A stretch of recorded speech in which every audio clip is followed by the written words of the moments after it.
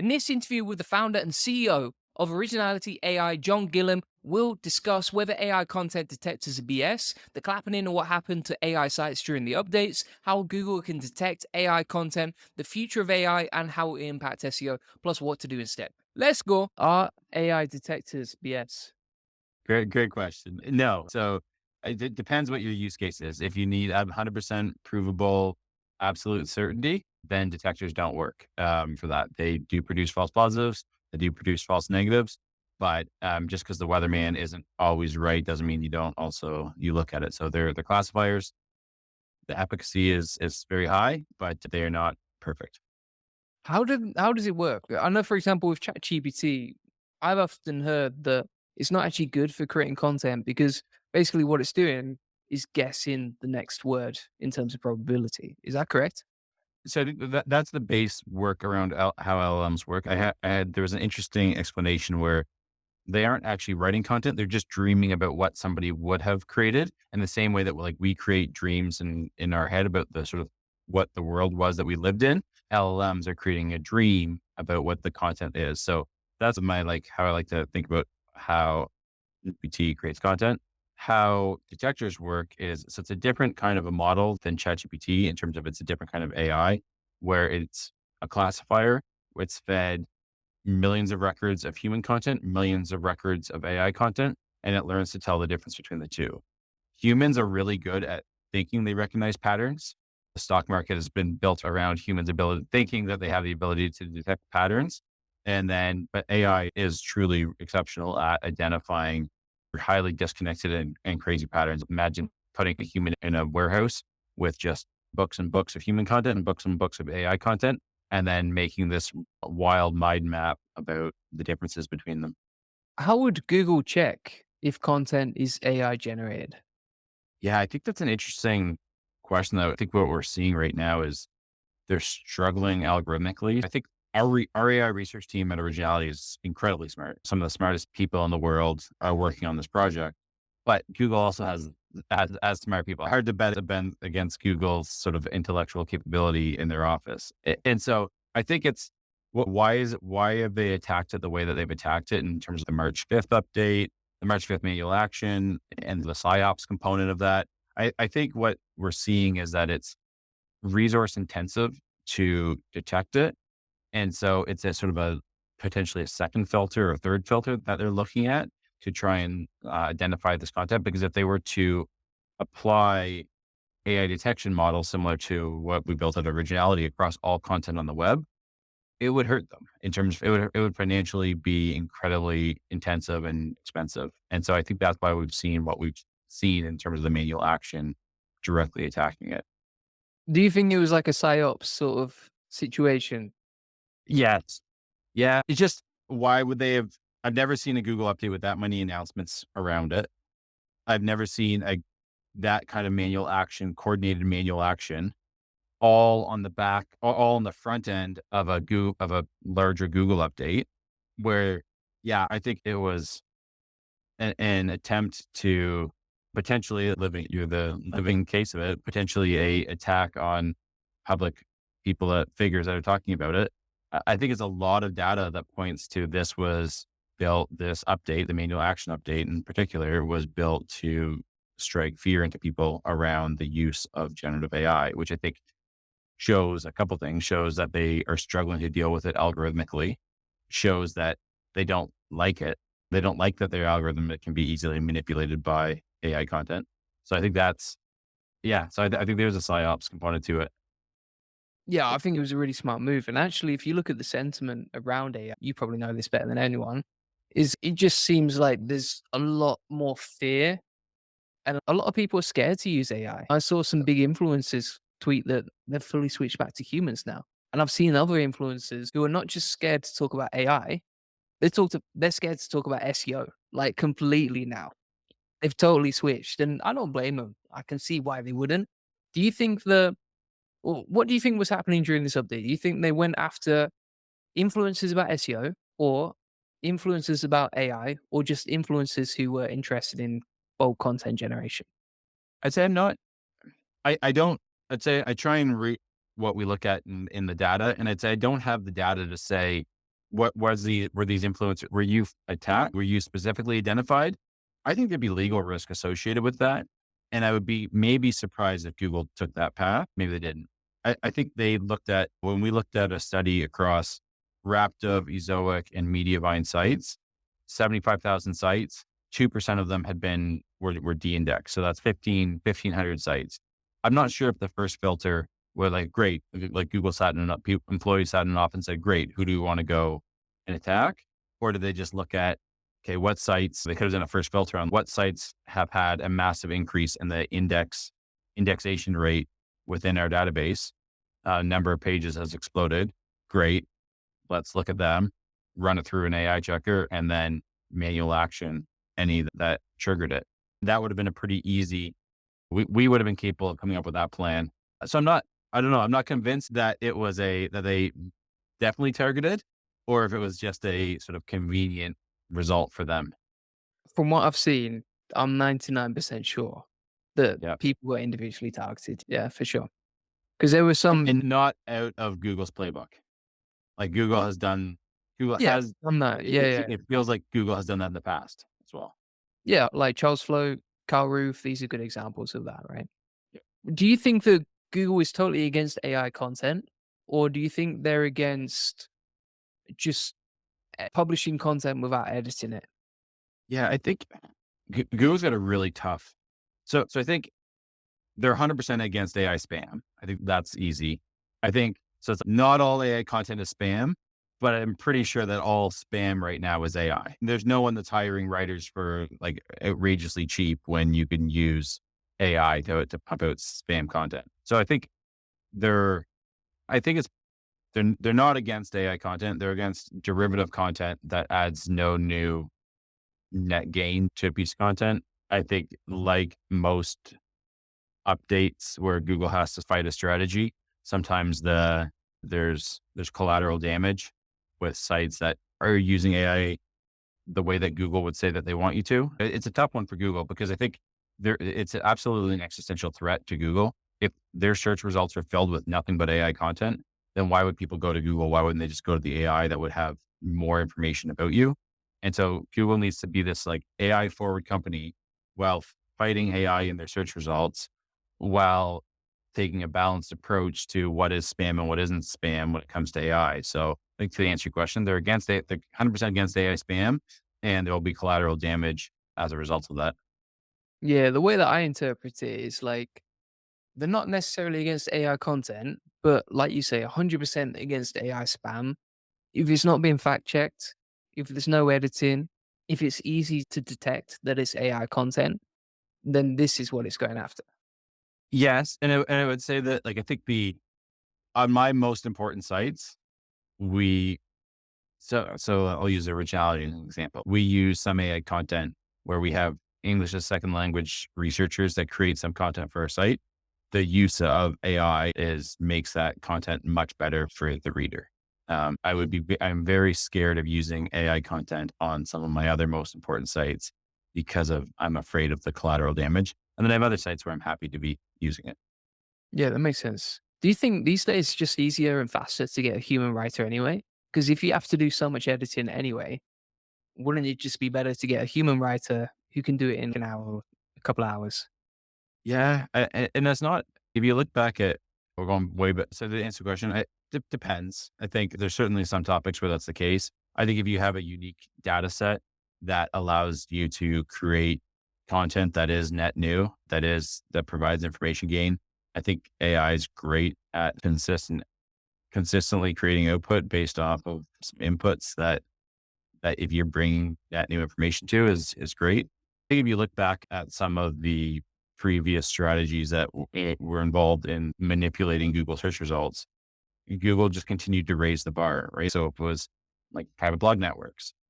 They still work, but the threshold quality that what you needed to produce became so high that it became a strategy that was far less popular than when it was just simple copy paste and it worked. And I think that's been Google's method of dealing with how it got manipulated in the past, was just continuing to raise the bar.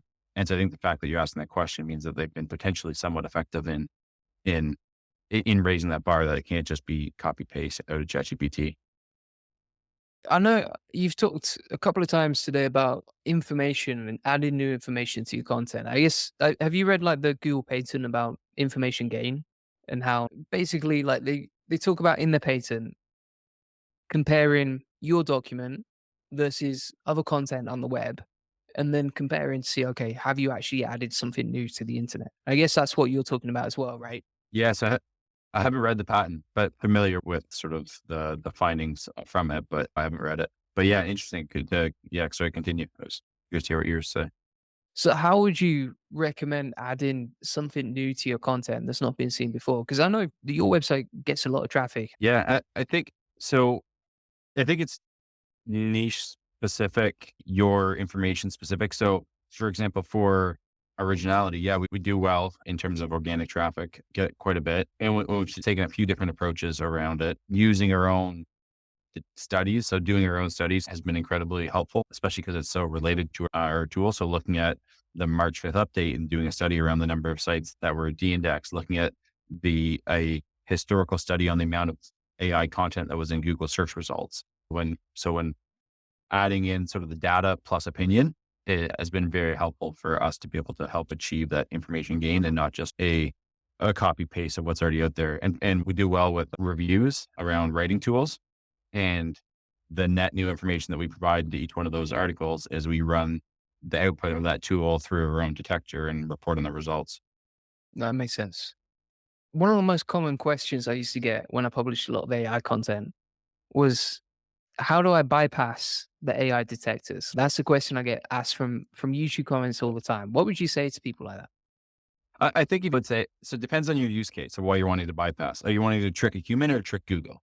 If you're trying to trick a human, then I think we'll leave the ethics question to the side on that one. If you're getting paid to write, I guess we won't leave it to the side, but if you're getting paid to write and you're trying to pass it off as human, then that's theft and fraud. If you committed to not doing it and then you use AI and you try and bypass it to get paid, that's why we exist to prevent that from happening. Don't do And that, then people. and then if you're trying to trick, if it's AI, you're happy to publish that AI content, and then you're trying to use a bypassing tool to trick Google. Every bypass, I think that's a dumb idea. So I think every bypassing tactic generally results in a reduction in writing quality. Now, I think you can create a custom GPT to write in your style so that it's not just, doesn't read like there's the viral tweet around like delve into, and there's these other sort of common words that if you're reading it, you're like, it just sounds like ChatGPT. And so it's like crappy for the reader. But if you're doing it to try and trick Google, I think that's a dumb idea. No detector, we're not Google. No other detector is Google. If you know you're using AI, make it the best version of it that you can and publish. Yeah, because that's the thing. Like I've used some humanizers and it'll pass originality. I'm gonna be honest with you. I know you're not gonna like this, but it can pass you originality. But the problem with that is you read the content afterwards and it's just total trash. And I'm like, probably the only reason it passed that test is because it's not even readable.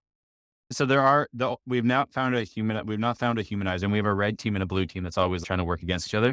We've not found a method of bypassing originality or like any commercial tool that does it in a way that you're like, I would submit this for anything.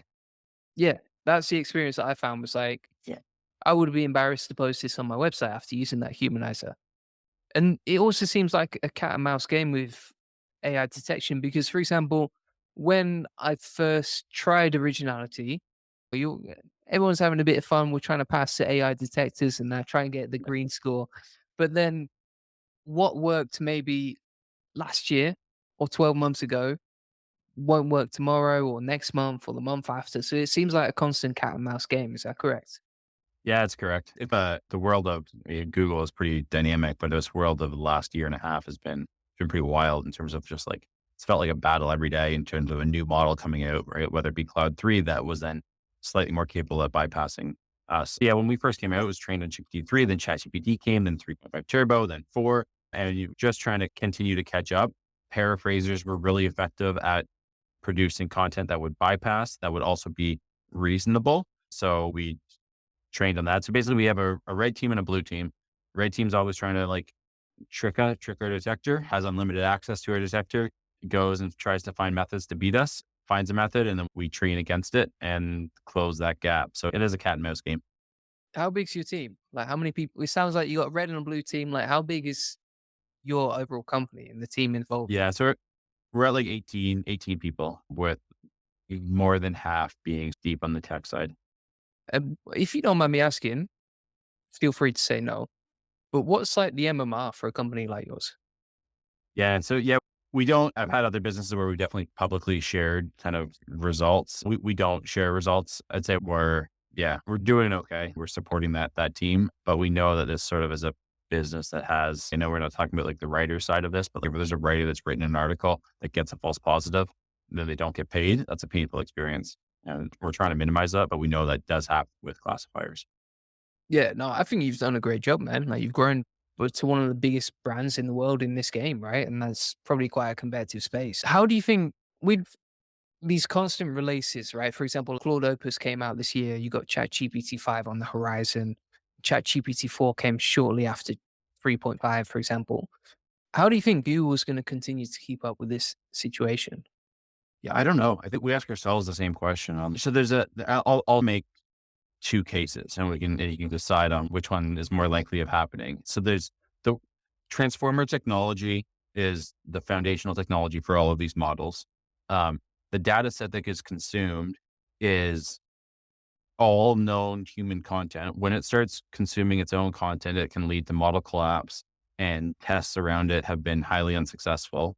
And so and for the rest of humanity, a bit of a mind screw mess with your mind a bit, but for the rest of humanity, the only known human data sets have already been created. Because from now on, it'll be a mix of AI and human in any large data set that gets created. So we've got known technology around transformers, running it on the sort of GPUs and known content. And so the similarity between different models has stayed pretty similar. So the gap that we saw when we went from GPT-3 to GPT-4 in our detection capabilities was a significant drop off. Opus to GPT-4, small drop off.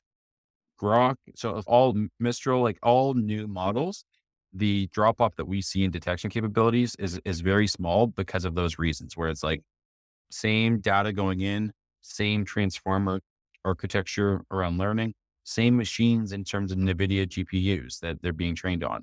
They're just tweaking the parameters and the weights and the biases. So that's the case for we're probably going to be able to continue to be effective at detection.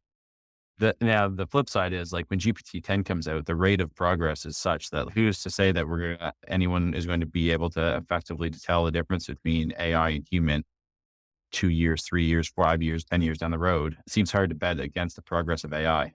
So I don't know which is going to be more likely. And I don't know how Google is going to stay relevant in a world if it truly does become undetectable, and the societal costs of total undetectability. I don't know if we fully understand. It won't all be net positive. Yeah, for example, I'm sure ChatGPT or these AI models are going to get to a point where they're self-iterating in a really fast sort of feedback loop, right? Yeah, I think so. So I think they've been training on their own data has only been effective in a very constrained environment, like a game. So playing itself in chess, AI can get better. Learning on the content that it produced, it does not do well because the sort of the range of output of the content is so much greater. If you were to imagine the tree, it becomes so much more significant. I think what we're going to see, and I know like Sam Altman has talked about this, we say like produce a piece of content on X, then it goes at a consistent pace, writes your content. If you were to say, hey, take longer, spend more money, go find some unique data and come back, take an hour, instead of spending 10 cents on compute power write this article, can I spend $1 on compute power and you could create no new technology, no smarter an LLM, but just uses itself to reflect and iterate on the piece of content that it produced. And so I think that'll come sooner. That's quite an interesting one, isn't it? Because like right now, when you use ChatGPT, it's just giving you that instant response because that's what the user wants. But if you gave it more time to respond, would you get higher quality responses if you sacrifice that waiting period? Because So you I don't think have the option, right, inside ChatGPT. you don't have the option. And I don't think, I don't think it's a simple setting that you could do. Like, I think that's the way that the LLMs work, but I think there's work being done to try and allow the users of these LLMs to have this trade-off between speed and depth of thought. The way I've seen it compared is, we have our system one and our system two thinking, going back to Daniel Kahneman, like thinking fast and slow. And right now, when we interact with these LLMs, all we're getting is system one thinking of immediate reaction, immediate response. I think what will come is more system two models where it gives them the ability to, okay, go dig a little deeper. Don't just give me the first thought that popped into your mind, but go think about this deeply and see what you produce. Yeah, for example, if someone asks me a question on the spot, if I get a day to think about that question, I'm gonna provide a much better quality answer. I don't know whether AI works the same, but that's what I can imagine. It's if you give it more time, it's gonna create better quality responses. Yeah, not possible now but I know people are working on it. Coming back to Google search, I just can't see a future 5 or 10 years down the line. And I'm an SEO agency. I sell SEO, right? So I should be saying the opposite. But from what I can see, I can't see a future, say, in 10 years where if people are still using Google search like they do today. Like it just seems, for example, I lean more and more towards using ChatGPT to get information, especially instructions, especially to cut out the fluff and get something non-biased. And then the other thing is speed, right? Like people want answers fast, and that's why they go to Google. But now you can get them even faster inside ChatGPT or Gemini or whatever AI. How do you feel about that? I agree. I think if the economic incentive for creating I think the reason why that won't be the case is if the economic incentive, which Google has created this incredible sort of machine at producing economic incentive for sharing knowledge through you're getting a cut of display ads, et cetera. If the economic incentive for generating new knowledge in the world is cut to zero, then the amount of new knowledge will drop. There'll still be that'll nerd out, but yeah, I would agree with you that I'm certain it's not going to look the same, and there's no way that AI is not going to play a bigger and bigger part. I think the SGE experiments have been not yet very useful to users, but hard to bet against AI over the next 10 years. Yeah, for me, I was gonna come on to SG. For example, if you look at SG right now, it takes the information from other websites, links to about maximum 1 or 2 sites, and then it just feeds that information directly into Google. So you don't even need to click on a website. And it's like that economic incentive that was previously there, where you could make money with affiliate or make money with ads or getting traffic to your e-com site. SG removes a lot of that incentive, which is Yeah. quite scary. Yeah. It is. It is. I think, yeah, no, I think that's going to be a big, I think the second order, third order effects of this, with in the case of Google needs to be AI forward.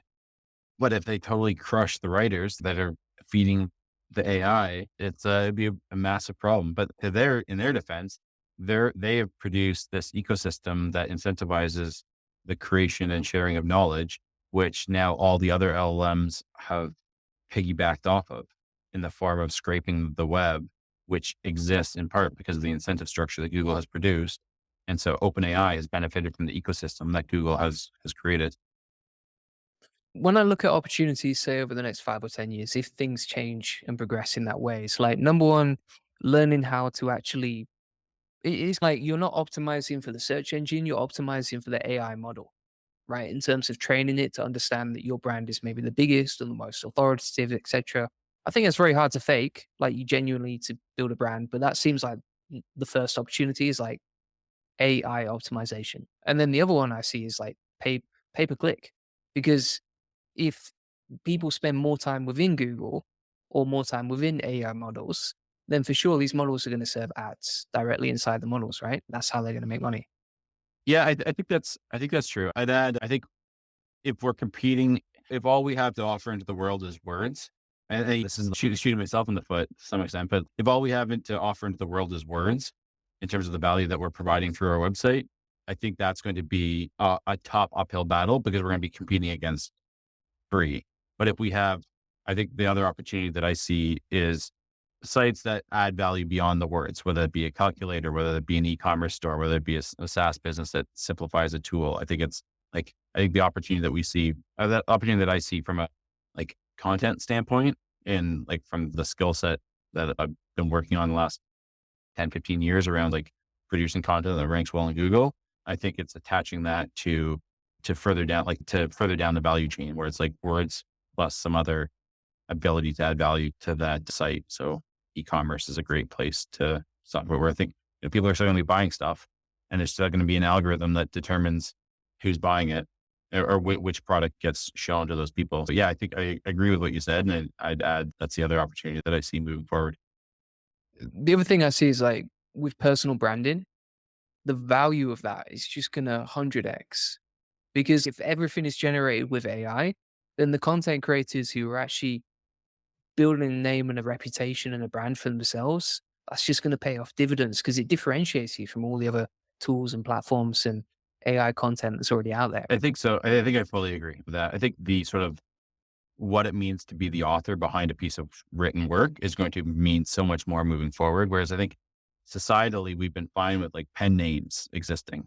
I think we worked a bit with the Guardian around a story that they did where there was a book on picking mushrooms and the AI so we helped show that it was AI generated and it talked about tasting the mushroom to see if it was poisonous.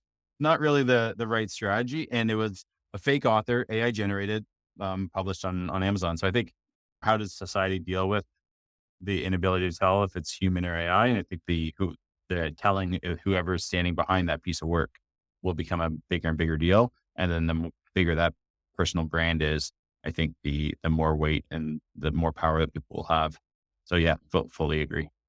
Are there any other use cases for originality outside of just checking if your writer's copying and pasting from ChatGPT?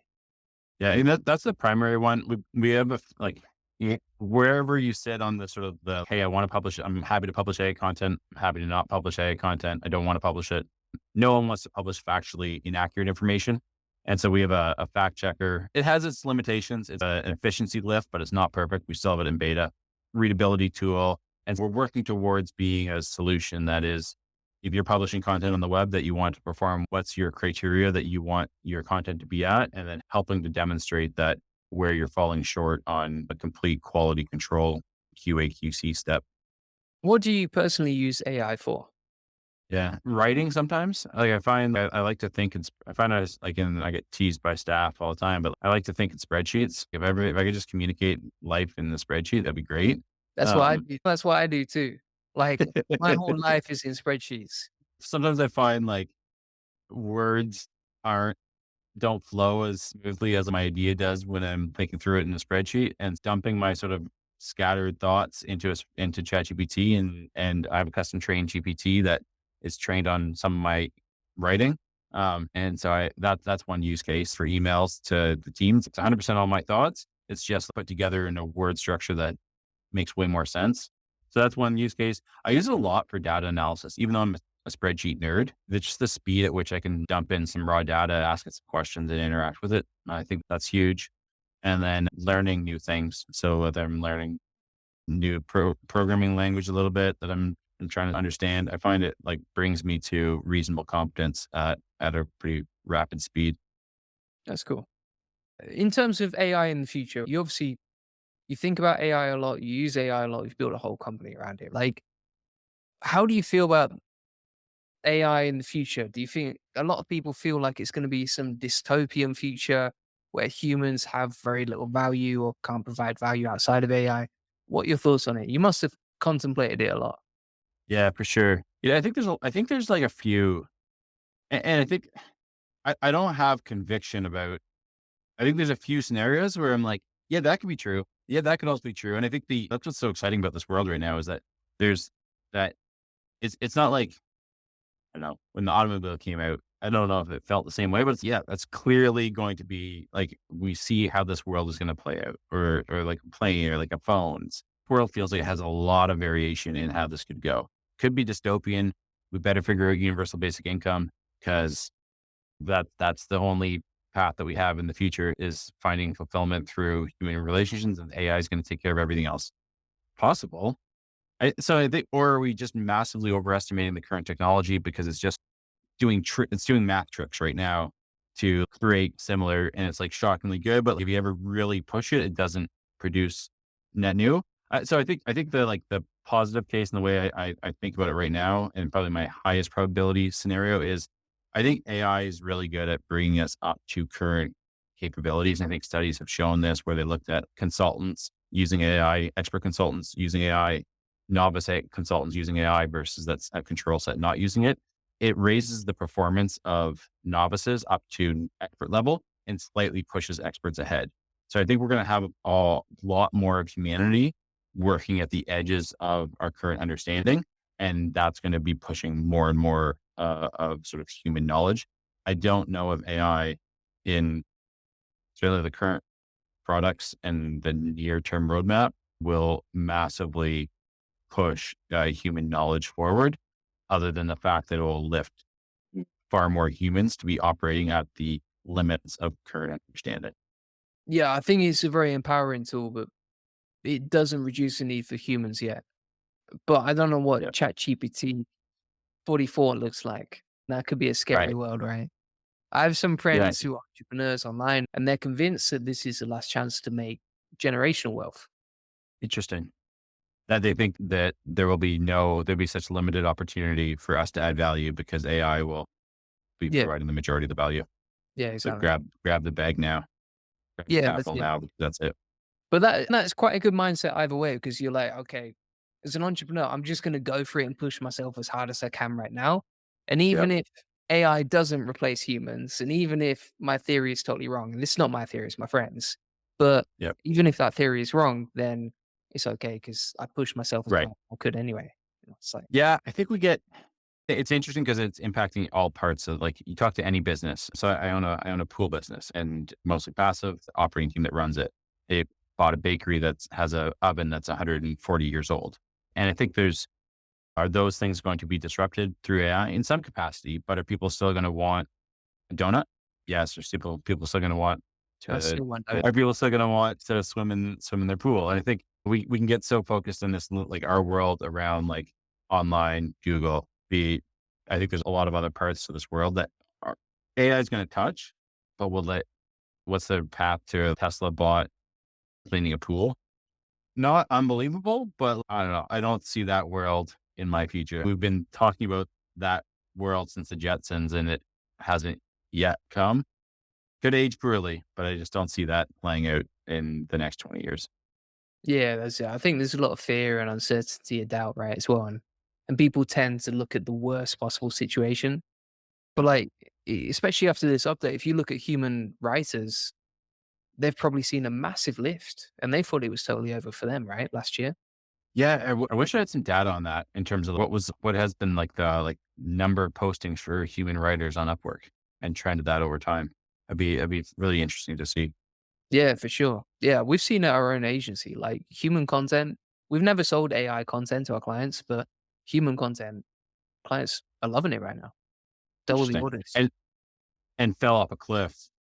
Like, I mean, it's from our own knowledge that, like, it dropped with ChatGPT. I guess that probably depends on what price point you were at, but like we saw a drop at ChatGPT across a bunch of businesses, and then yeah, a lift since. Yeah, crazy. Yeah.